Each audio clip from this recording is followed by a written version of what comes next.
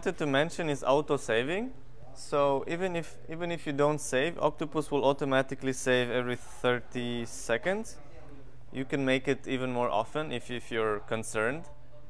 But let's say your system crashes or something, you will not lose more than a few seconds. But to be sure, you can also save manually. So each time you save manually, Octopus will create another saved version, right? So this autosave every 30 seconds doesn't create new versions, but if you press save manually, then it will create the version that you can return to in the future. So that's why it's recommended that at least every once in a while, if you wrote like a paragraph or something, you should save. And the saving, there are more ways of saving. You can press save and close, which is the default option.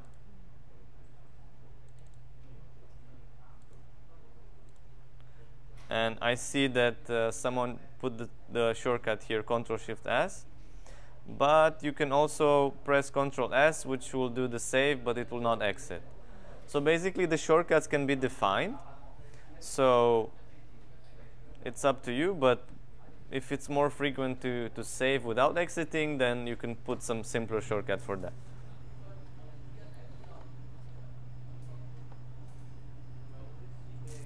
Okay, and regarding the statuses, like I told you yesterday, you can change them from more places. You can change it from the button here, you can change it from this color, or you can even do it from the list from here.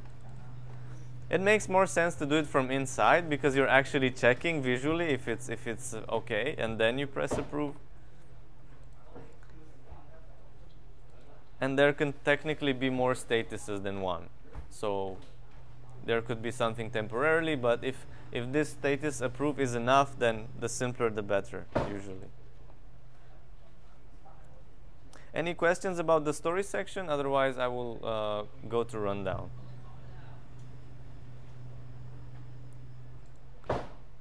Yeah, so just remember that if you want to move something from the story to the rundown and the other way around, sometimes the fastest way is with drag and drop.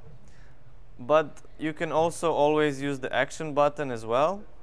So if I want to take this, then I could just go and say assign, which is like linking, and I can select another folder or rundown. If you're not comfortable with drag and drop, there's always this alternative. And if you are comfortable with drag and drop, then there are actually more than one option. You can drag and drop from the story to the rundown like this, but if you have them open in the same tab, you can also take it, just mouse over the rundown, and then it will switch, and then you can drop it. Yeah, let me do it again. So I take it, drag and drop, wait, and there it is. Or another option is, of course, you can take it from the story folder and drop it in the menu. Right, so here, and it will put it at the end of the rundown. This is very important because if you don't drag it yourself to a specific location, Octopus doesn't want to risk putting it in a place in the rundown where it shouldn't be, especially if you're on air. So if you drop it, it will always go to the end of the rundown. My personal advice is to, when you drag and drop, try to put it yourself in a specific place, because it's just how humans work. If you see the source and the destination, you can be sure you did it properly, 99%. But if you just drop it somewhere in the menu and you don't see where it went, maybe you'll not remember, or maybe you will not know that Octopus made a mistake, let's say. So yeah, maybe the easiest way is to do it when you see from where you take it and where you put it. Okay, that was my last tip for the stories. Okay, regarding the rundown. So I was telling you that it's easy to access them because you can either do it from the menu, or if you're already in the rundown, you can press this big button and it automatically gives you this list. So let me ask you something. What kind of rundowns do you have in this list? Is it all of them, or What rundowns do you have here? From now? No. But in principle, do you see all of them? Do you see some of them? Do you see? That's almost correct. It's all the active rundowns. Because there are also archived rundowns, and those rundowns you see in a separate section, right? Just wanted to make sure that you understand. If at some point you see too many of them, it means maybe the archiving, the automatic archiving is not working. So that's how you know. Also, in the rundown creation process, Octopus should help you a lot. So you shouldn't have to create rundowns every day unless it's an exception. And probably not all people should be able to create rundowns. So Octopus will automatically create the rundowns based on a plan. And it can be defined how many days in advance you can have access to the rundowns. So if you usually only write from one day to the other, then okay. Otherwise, it could be up to 2 weeks in advance. So even 2 weeks from now, you could technically go to rundown and put your content. Of course, that's not common. So you just decide the number of days based on what you need. But you should rely that Octopus creates the rundowns for you. There is also the option that if a rundown gets deleted, Octopus can automatically recreate it based on the template. So these are these special features that Octopus can help to make you save work. Also, it may be also up to you to make sure that the templates that the rundowns start with are useful. So I don't think an IT guy that doesn't have journalistic experience can decide what should be in the rundown when it's created. So that's why you should be actively involved in this. If you see that, okay, the rundown from tomorrow, it has, I don't know, some default content, and you think there should be more there or less, then it's up to you.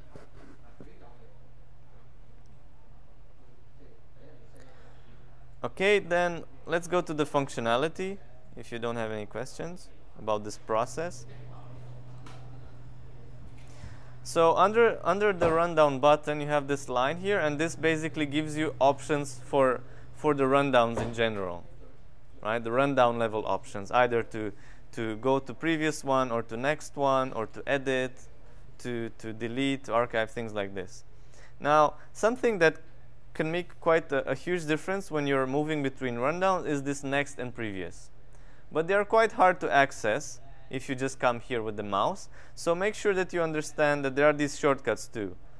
So with Control left or Control right, you can easily go between rundowns, right? So now I went to previous one, next one. I'm just doing Control left and right. So it's very fast if you need to go through rundowns and check them. But you need to be very attentive, because if two rundowns look the same, you may need to look at the date. You cannot just recognize them based on the content.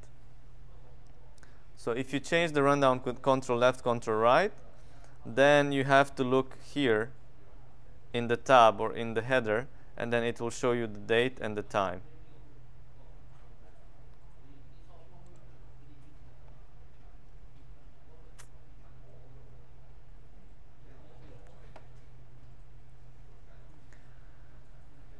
So Abraham, do we usually use presenters or not? No. Okay. So we can skip that. Okay, there are more than one types of slugs, right? So the stories are usually white unless they automatically get some different color based on their content. Jingles are green usually, which you put there the videos that keep getting repeated, like small graphics or small clips. That's what we call them. Okay, then there's this option to have a text line. In most cases it may not be useful, but if necessary you could have this visual option. And the off-air line is always recommended to be at the end of the rundown. Why? Because anything you put after the off-air line is not calculated in the duration of the show. it may not even be sent to the devices at all, depending on configuration. So it's a useful functionality, and there are systems that may not even work properly if you don't have it there.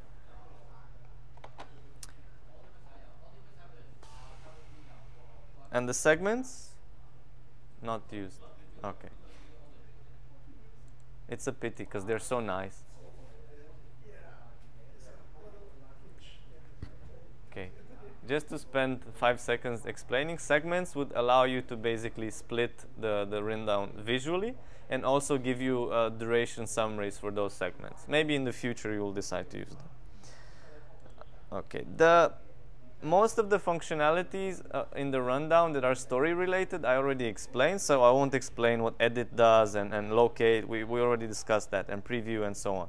What I will mention is that in rundown it's more important to use the preview than in the story folder, right? So you could quickly go and keep both views at the same time. So it's very useful to do that here. Skipping, you know how to use it. I'm not sure if you tried, though, the other skipping options, right? So you have the skip. Okay. You have the skip that basically skips it. It makes it gray and doesn't count for duration anymore. But there is also the skip and move, which you can have shortcut for. So it will skip it, but also move it to the end of the rundown. See? Okay. And if you have more skipped stories, what you can do either while you're on air or later, if you press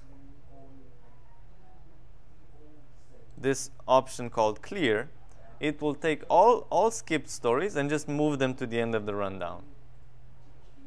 So I don't know, either at the end of the show, you could just press clear and then everything that was skipped goes to the end. Or if you think it wouldn't bother you or make things complicated, you can do it maybe in the air as well. If you're sure that you're not going to unskip.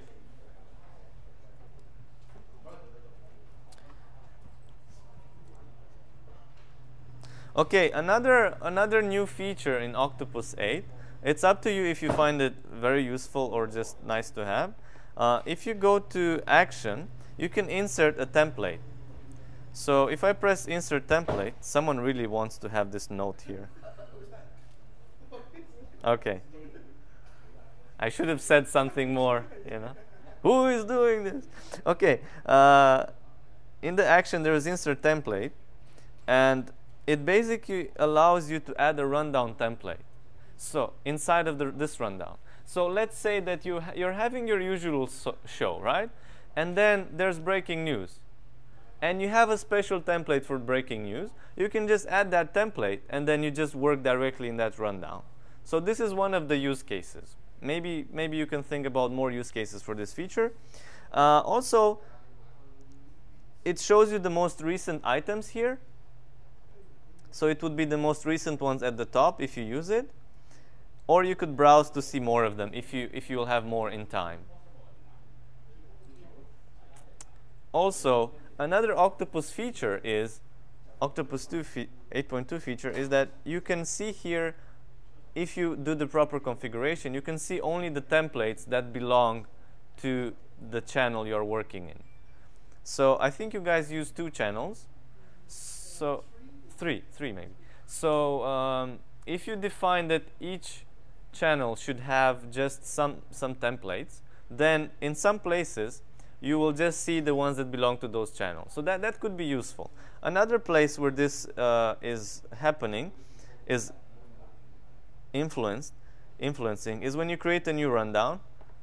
I don't know who will have right for this, but if you define the types and the templates per channel, then you will see only those options once you select the channel. So it removes the chance that you make a mistake. But for now, once the rundown is already created, if you go edit it, then it will show you all the types. Okay, renumbering is also something that looks simple, but aside from the normal renumbering, you also can just, if you change the order of the stories, right, so the numbers get mixed up. So at some point, you can just go to, let's say, slug 14 and say, okay, renumber from here. Right, so now they're all ordered again. So one scenario when you can use this is, let's say you go on air, the first 14 slugs are already aired, but then you make some changes of order later on, and then you say, okay, you position yourself 2 slug in front of the on-air line, and then you reorder everything that is coming next. This could be useful, or it could be catastrophic if you use the page numbers to identify the slugs. So if once you go on air, you have this convention that you keep the numbers, then you should never use this.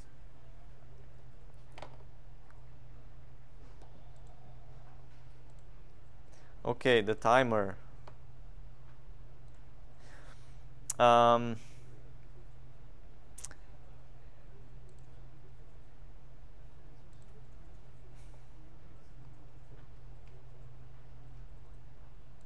There is something new, and this is a test for Abraham.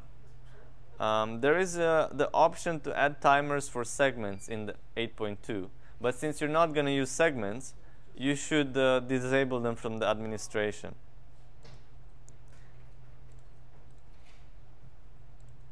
Okay, so I agree with Abraham on this, that you should only keep here the things that are useful. Okay, he's enabling them now. You should lock them, but keep them disabled. Right, so you have 2 main sections. You have the timer for the whole show, and you have the timer for the slugs. Okay, the timer for the whole show will show you 3 options, and if you're not sure what each is, you can just right-click and Octopus will show you what is shown, right? So the first one is rundown count up, second one is rundown count down, and under over. So let me go to a different show.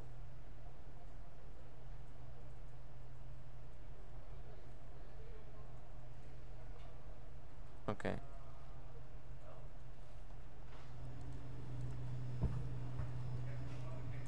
So as you can see, I'm just making a short simulation now. So it's counting up. Then you see it's counting down from the duration, or it's configurable, and then under over. So if you're light on content or you have too much.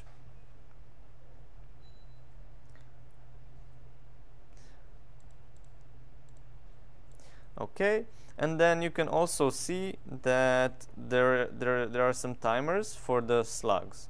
So the first 2 are count up and count down. Okay, this one is a bigger one. So you see counting up, then you see that it's counting down, and then there's the third option that shows you under over, but not for the current slug, but for the previous one, because you can also see the names here. Right? So you see that the current slug is called AFG, CRA, so on. But then you see that the under over is for the previous one, which was GFE test. So the values will most likely be locked, so you will always see the same type of value. So it should be easy and clear.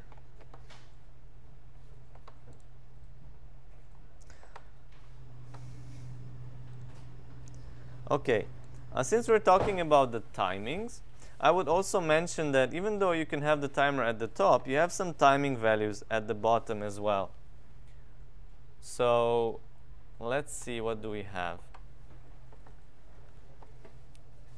So in the brackets, you can see the rundown duration, right? The plan duration. So if I go and edit the rundown attributes, I see the initial plan is 27 minutes and 50 seconds. So you can see that value there as well. and then next to it, you see the actual value based on duration that Octopus calculates and estimates based on the text inside, based on the duration of the clips, and so on. So you have there 18 minutes and 27, and you can also find it on the left side here, right? So first you have the duration, then the planned duration, and then you can actually decide what other values you see there. Octopus can calculate them for you, so you don't have to do it on paper or on the mind or any other way. So I'm not sure if there are people here who need to time the rundown. Yeah. So if you guys do that, then please be aware that you can have here more options. By default, you have the difference between the actual rundown duration and the planned duration. So it will just subtract this from this, right? So 27 minus 18, it will be pretty much 9 something in our case. Of course, depending on how you work, the other values could be useful as well. Did you try to right click there so that you see the other values? Okay, but if you right click, you can select others. It's actually like off airline, but always visible. Now, what I recommend is not to have too many of these values selected at the same time. You should analyze a bit how you want to time the show, what is important for you to see, and then stick to 1 or 2 values. Because if you put there all values, let me just do it now.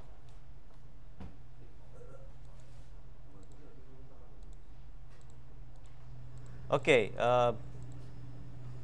it's disabled by administration. Good job. No, you can leave it. No. It's okay. You don't. This is actually what I was recommended, to not have them all enabled. But you should maybe during testing see in the dry runs or even sooner, try to see which value you need to be able to time the show accurately. Because let me just give you an example. The difference between actual rundown and the planned duration makes sense if you always start on time. If there's no reason why you could start a bit later or a bit sooner, then this value is fine. Otherwise, if you shift the start time sometimes, then it's useful to have the third option, the difference between rundown planned end time and actual end time. So this takes into consideration the duration, but also the start time. So then it would be more accurate if you don't start on time, or if you care when you finish to the second. When you use the what?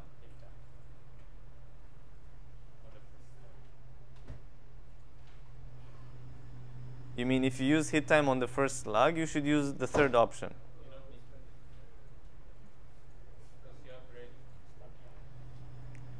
Yeah.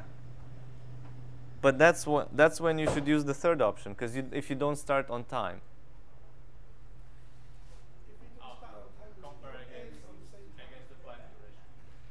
Yeah. Okay, this conversation is very theoretical unless we actually have a rundown and try it. But if you need to go out with something out of this, is that Octopus can accommodate multiple ways of handling the timing. Even ways that you don't want to use. That's why a few people should basically analyze this and choose what's best. I'm not sure if all your rundowns will be run in the same way and by the same people. I've been to channels that have shows that care about time in one way, and other shows which are in the morning, they can be 2.5 hours or 3 hours, it doesn't matter. Okay, so maybe this won't be so strict for you. You will not have to pay millions of dollars if you stay 30 seconds extra. That's good. I'm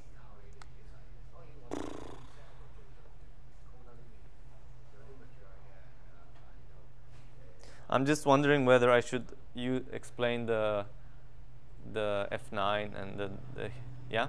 Okay, so when you are connected to Playout, you will get the statuses from the Playout, whether the slug is on air, whether it's on standby, whether it's ready, things like that.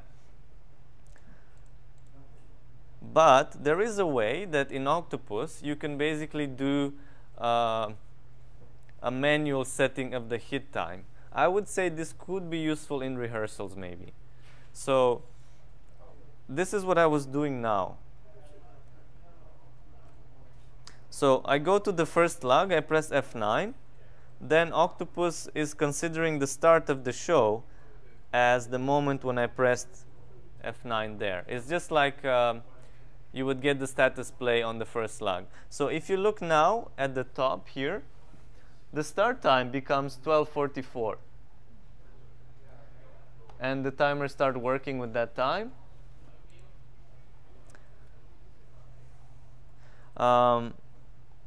So then you could continue pressing F9, and Octopus will consider that as the hit time. It means the time when the story started. Yeah, yeah. So normally you don't have to do this manually. So for our workflow, actually, we cannot do it on the very first slide because we don't want to change the start time on the show. We can just do it from the second story or we just define the end time of the show. Okay, but how do you get the start time? From the playout, no? Actually, we just from system clock, we don't just show start there. Just the defining element is just the end time of the show. But if you synchronize the start time of the show with the first story by hit time, then it will help you with the calculation. We just don't want to be careful because even if I decide to start the show is planned to be, let's say, 1 o'clock this one originally. Yeah. But even if it actually starts 5 minutes past 1, it still ends at the same time. So I don't want to stay with the 5 past 1 on the very first story and screw up. So end time feature. Yeah, we also have that feature. But technically, Or in point 1. it is. It probably was in point 1 too.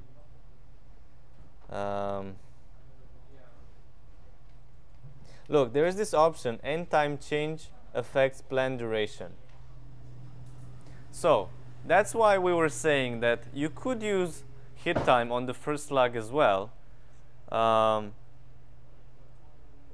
because you could still control the end time after that. It will just automatically change the duration of the show. So let me show you. I don't know if I have the rights, but I'm going to edit the rundown. And there is, this is again, not sure if it was in 8.1. So I start at 1, and I can say, all right, let the plan duration, I'm changing the end time to 25, and it automatically changed the plan duration. If I change the plan duration, then the whole timing is adjusted by that. So this is why you're putting all the end time, which is the most important for you, always end up the same time. And overflows there. And look, well, Helps you calculate the difference. you can change the end time basically and have whatever start time you actually have in reality. So you could take into consideration both start time and end time, and then Octopus will automatically change the duration, the plan duration.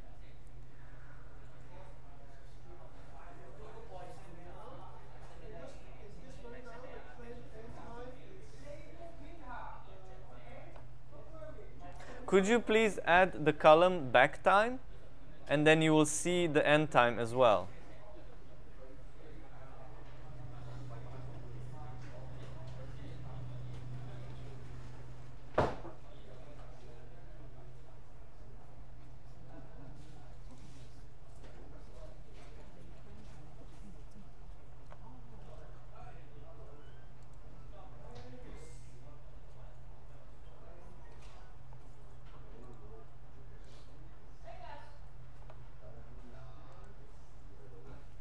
Okay, let's continue because I want to cover more of the rundown in these last 10 minutes.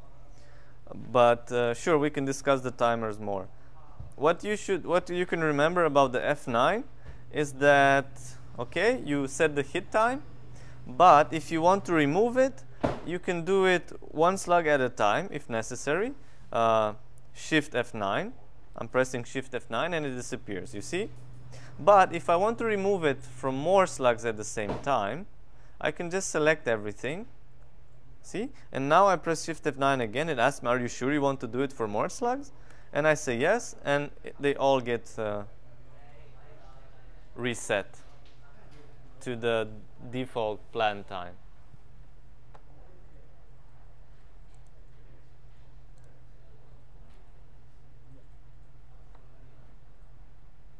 You can actually do it from the menu, but from the timer. Yeah, if you forget how these are done, then you can come here and see, look, set read time on current slug is F9 or F11. Then reset read time is Shift F9 or Shift F11.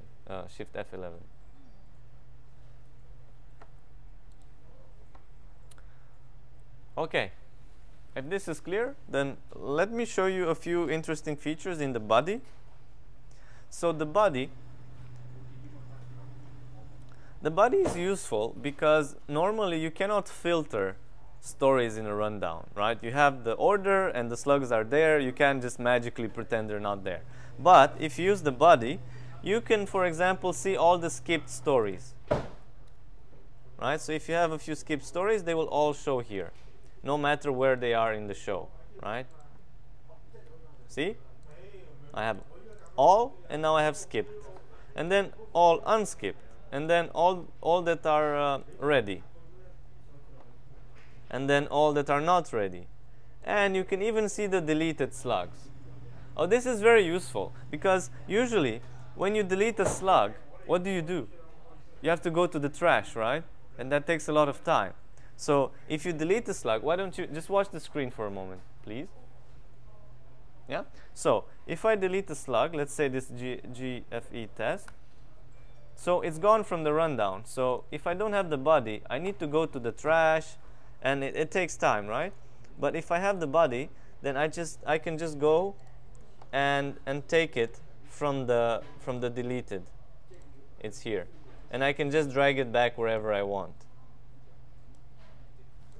Yeah? Okay, you can do something even more advanced. If you delete it and you press undo, Ctrl Z, it will actually go to the end of the rundown. Cool, huh?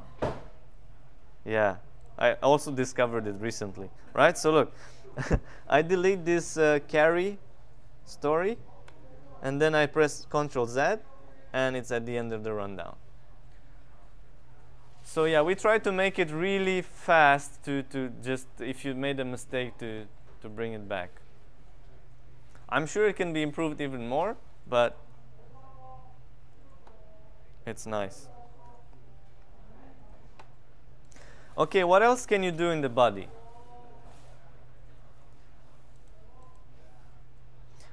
You can see all the slugs, like I showed you, filtered in different way. But for all these filtered options, you have even more filtering options. For example, you can see all the CGs one by one.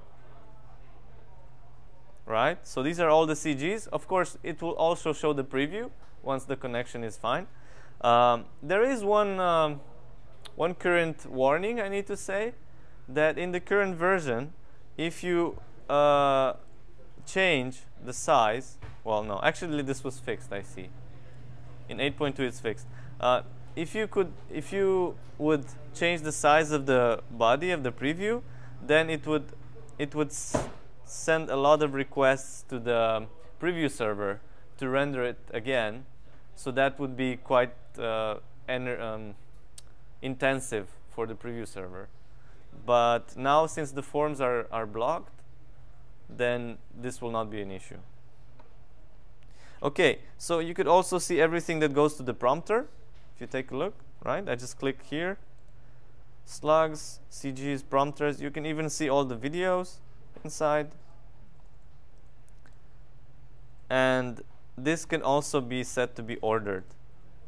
if you need to, I don't know, print it in a specific order.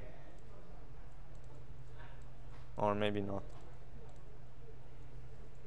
I would have to check what this is. Yeah, so even here, the columns can be configured by the administrator. So if for the CGs you only need to see the preview and the name, then that's totally fine.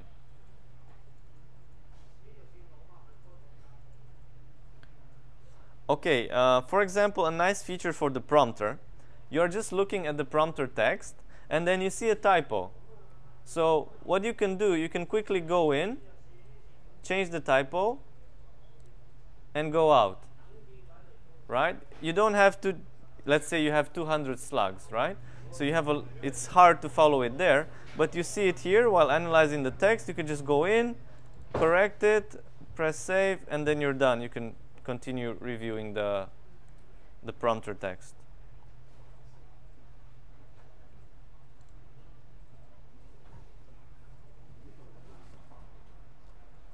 Any questions about the body?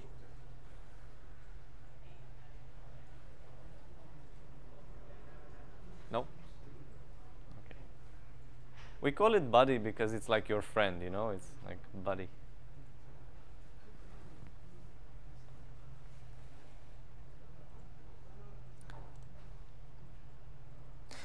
Okay. May I continue? So I saved the good features towards the end.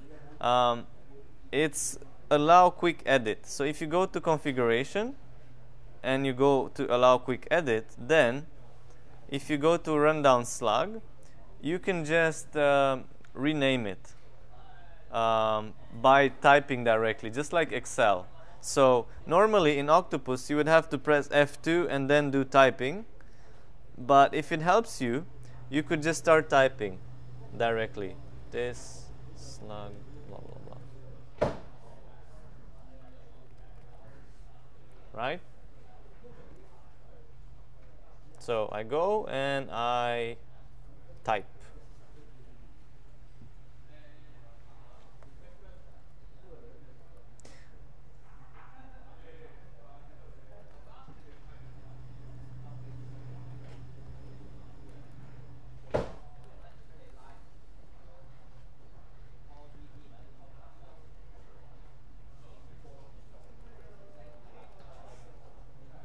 Okay, if you want to disable this option, because maybe it's dangerous, you're used to quick search, and then maybe you will just make some mistakes. So if you disable it, then the typing will just do quick search as usual.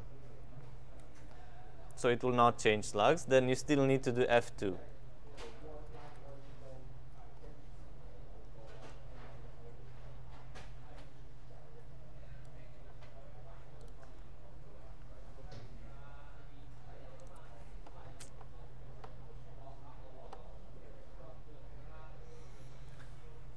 Should I talk about the mouse?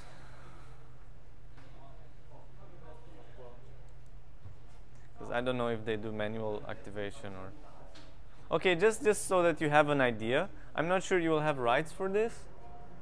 But there are two ways of activating the rundown. You know what activating the rundown means? It means basically starting the connection with the MOS devices and sending the playlist, the rundown to the graphics, to the playout, and so on. Prompter to the studio.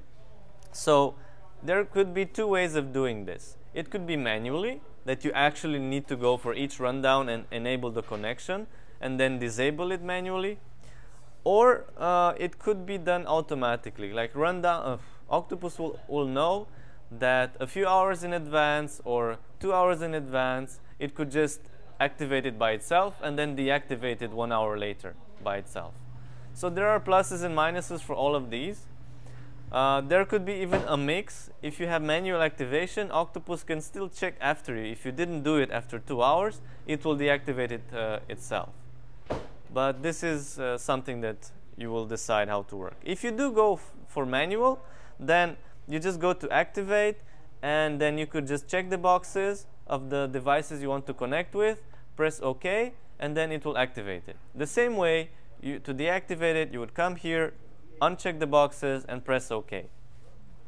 you should not use the resend buttons. Those are only necessary if the default workflow is not working, but it should be only maybe done as a debug measure, or if you have no other clue how to make it work and you're about to go on air and you're in panic, then maybe you can try it. Layout stops accepting, let's say, updates, new stories or something. Yeah, if you really see that it's not updating and there's nothing else that you could identify as wrong.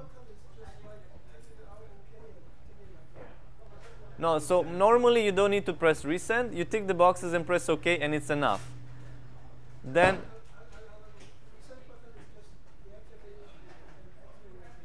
It's not literal, because if you deactivate it, we will send commands to the playout delete rundown.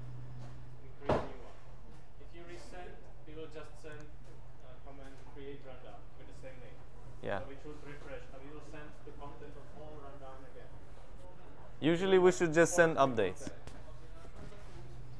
Try not to use it unless the playout side is broken. And even so, before you actually use it on air, you should use it during rehearsals, maybe once, to see what happens.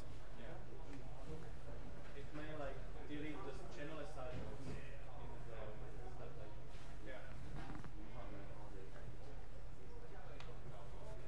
that. Okay, so that's how it works.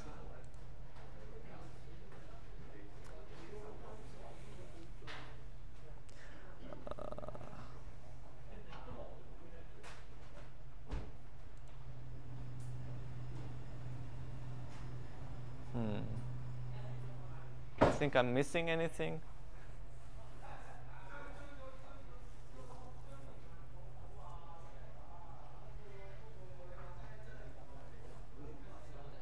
Like Sorry, there's a quick search in the rundown. Can you show me again how to call it? you just position yourself in the rundown and start typing. Start typing, yeah.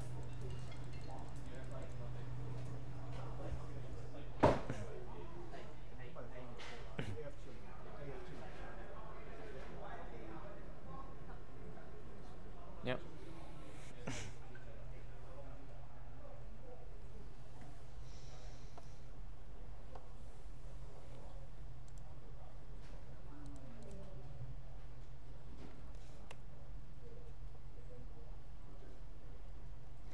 Okay, another thing I can mention is that the page numbers are actually editable.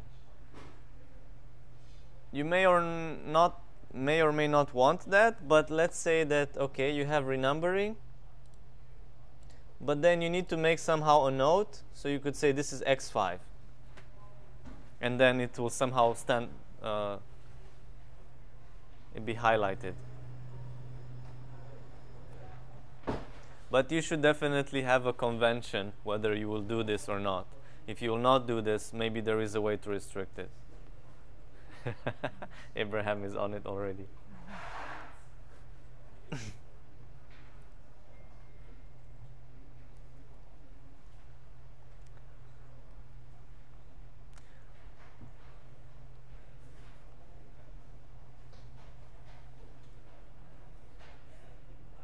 And regarding the channel assignments, I think Honza could describe more how it can work, but there are more levels. Octopus could just show you the channels that are assigned in the layout, or you could actually make some changes from Octopus. It depends how you want it to work.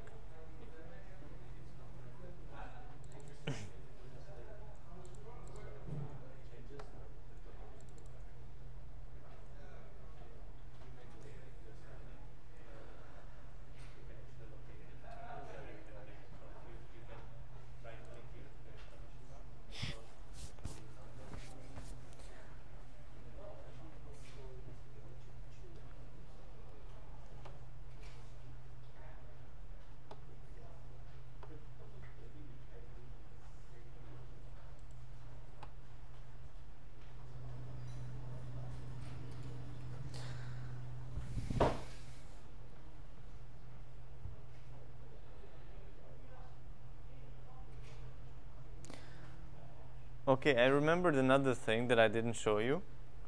And that's the regarding the CGs.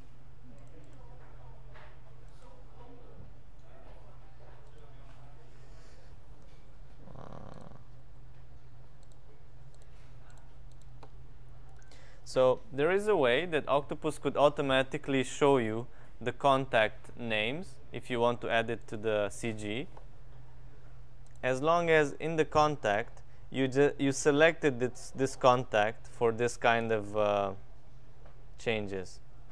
So I see that Jan is selected for this automatic suggestion. So if I start typing his name, I already can just select him from here, and I don't need to type the whole. Right? So you could have like the two lines pre-selected with the name and the position, and then when you just start typing, and I see, for example, that this person is not selected to use for CGs. So then if I start typing that, it will not come up. But if I type something that is selected there, then it will automatically show. So this could make it quicker for you and avoid mistakes, right? Because you could always put in a typo if you're in a rush, but if you do it this way, then it's quite safe, as long as the contacts are properly named. There is another thing that it could be useful, and that you could set a maximum character count inside here. I don't know if this was ever discussed. So if there is a maximum number of characters in this template, Octopus will at some point warn you. It says here, contains too many words. But there could also be a specific number. If you never want to go over 50, once you get close to it, Octopus will count down. But that needs to be somehow set.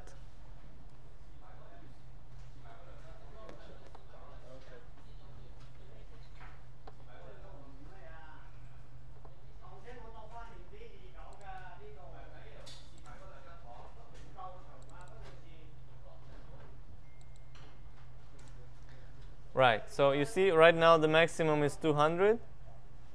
So if I put something like 50 and I write 20 words, Octopus will start counting down.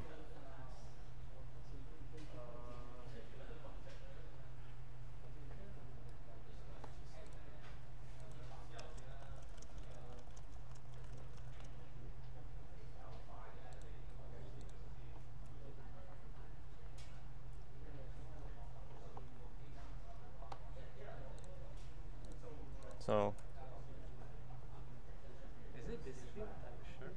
hmm? Are you sure it's this field? Yeah, well, I don't know. Oh, I wanted to save as new, and that was a problem. I don't know why it doesn't allow me to. Because these are synchronized templates. Okay. Okay, so maybe it depends on the integration type. Just skip this one, yeah. Yeah. I think this one is the old template. Doesn't apply for this side. It, yeah. Okay, no problem. But at least the names feature could still be useful. You start typing and then